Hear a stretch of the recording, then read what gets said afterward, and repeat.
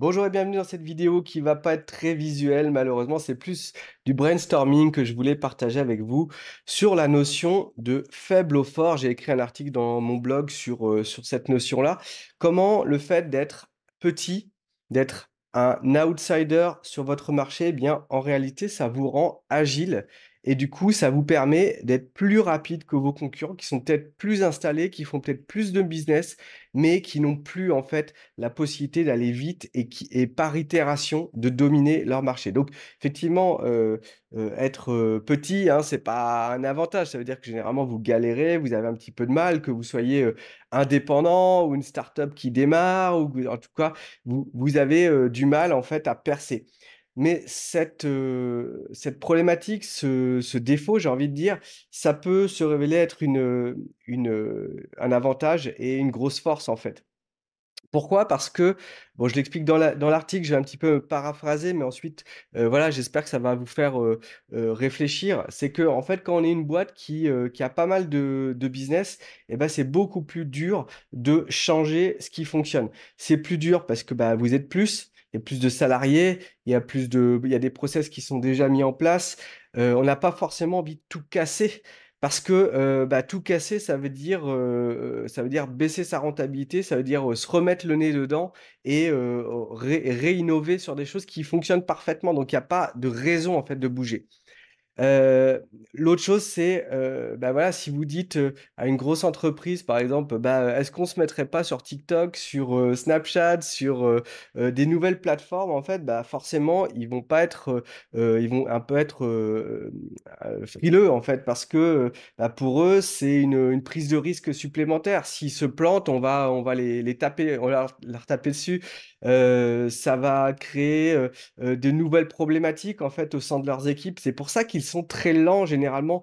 Moi, j'ai travaillé pour, une très grande banque, à Paris, forcément elles sont toutes à Paris, mais, on validait chaque tweet sur Twitter. C'est-à-dire qu'il y avait 2 à 3 tweets par mois et ils étaient validés par le big boss de la banque, hein. Faut imaginer un petit peu ce genre de raisonnement et voilà et je les comprends tout à fait parce que chaque fois qu'on tweetait et ben, on se faisait lyncher. Si on donnait une offre pour les jeunes, plus 100 € pour une ouverture de compte, bam! «C'est avec notre argent que vous que vous donnez ça aux jeunes, ils ont qu'à aller bosser, machin». OK, si on enlevait, je sais pas, on annonçait qu'une mauvaise nouvelle, bah, voilà, c'est de l'argent que vous vous mettez plein les poches. Donc tout ça pour vous illustrer le fait que même si vous êtes une entreprise moyenne, aller sur des choses un petit peu, révolutionnaires, un petit peu, cutting edge, qui changent en fait les habitudes, c'est très compliqué.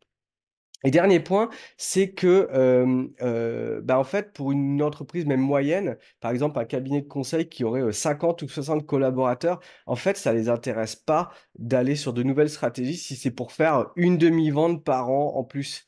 Par exemple, si, vous leur conseillez de faire, du SEO alors qu'ils font déjà 1 million, 2 millions d'euros de chiffre d'affaires par an et ben, ça les intéresse pas du tout parce que ça va prendre 6 mois, 1 an et l'impact va être minime. Ça va être peut-être 50 000, 100 000 € de comment dire? De contrats en plus et du coup, c'est pas forcément intéressant de recruter une, 2, 3 personnes, plus une agence, plus voilà, tous les problèmes que ça implique.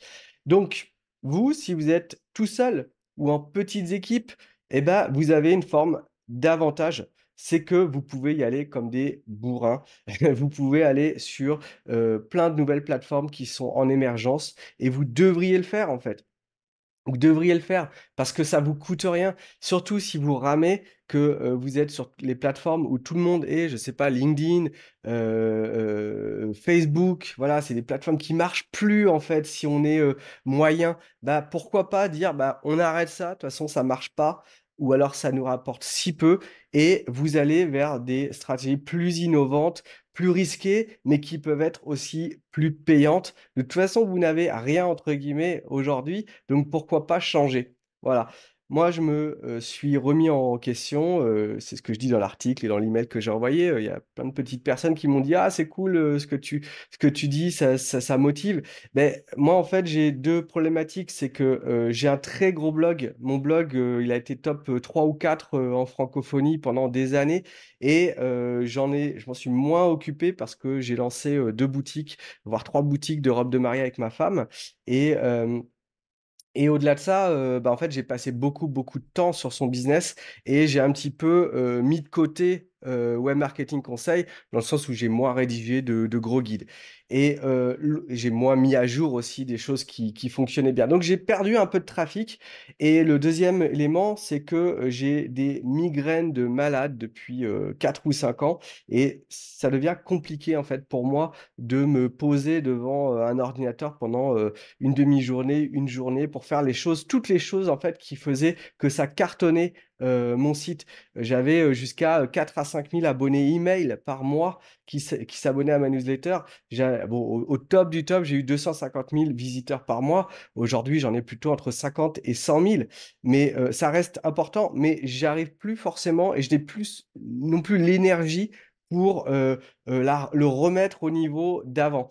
Du coup, par rapport à ça, ce que je disais dans mon article, c'est que, de gros, entre guillemets, hein, où ça roulait pour moi, j'avais aucun besoin d'aller vers d'autres leviers parce que, le SEO, la publicité Facebook Ads, un petit peu de partenariat, des webinaires et cetera, de l'emailing, ça suffisait en fait à faire mon cash tous les mois et le fait que, j'ai du mal à entretenir ce système que j'avais avant parce que je vous dis, j'ai la tête comme ça. D'ailleurs, en faisant cette vidéo, j'ai super mal à la tête en fait, ça m'a obligé à changer et je me suis, pris au jeu de YouTube là et du coup, j'avais 2 000 abonnés il y a 3 semaines, j'en ai 3 000 aujourd'hui.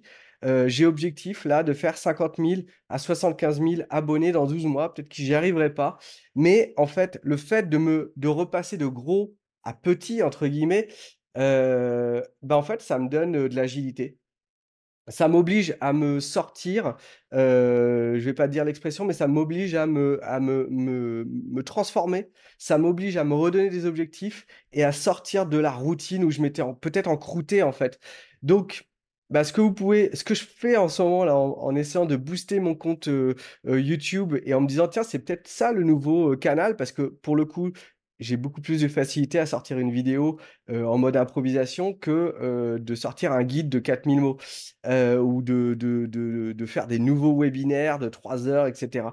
Peut-être que là, je suis en train de me créer un nouveau canal, canal d'acquisition et je compte bien le faire, en fait. Je me pose même pas la question, là, dans un an, il faut que ce soit un nouveau canal. Donc cette petite vidéo, c'était pour vous motiver aussi, pour, vous dire, voilà, vous n'avez peut-être pas grand-chose aujourd'hui. Pourquoi vous faites des stratégies, classiques? Donnez-vous des objectifs, objectifs SMART. Dans combien de temps je vais atteindre tel objectif, tel nombre d'abonnés, tel nombre de ventes et mettez des actions en place pour les atteindre. Pas juste un trou sans fond où: «Ah oui, aujourd'hui je dois poster sur LinkedIn. Ah oui, il faut que j'envoie un email» et puis finalement, vous n'atteignez pas ces objectifs parce que vous êtes pris dans le flow, en fait, de la vie et du coup, ça passe à la trappe ou c'est en fin de semaine ou c'est le soir ou c'est sur vos week-ends, ce qui est pas forcément, agréable. Voilà, si ça vous parle, n'hésitez pas à mettre un petit pouce bleu, partagez évidemment la chaîne. Je vous dis, on a pris, 1050 ou 1100 abonnés en 3 semaines, donc je suis hyper motivé, ça me fait beaucoup très plaisir franchement et si vous voulez aller beaucoup plus loin parce que c'est quand même, l'idée, c'est de pas, regarder des vidéos, ad vitam aeternam. J'ai une formation qui s'appelle Trafic et clients, ça fait 6 ou 7 ans que je la développe, que je l'enrichis, que je la transforme, que je l'améliore.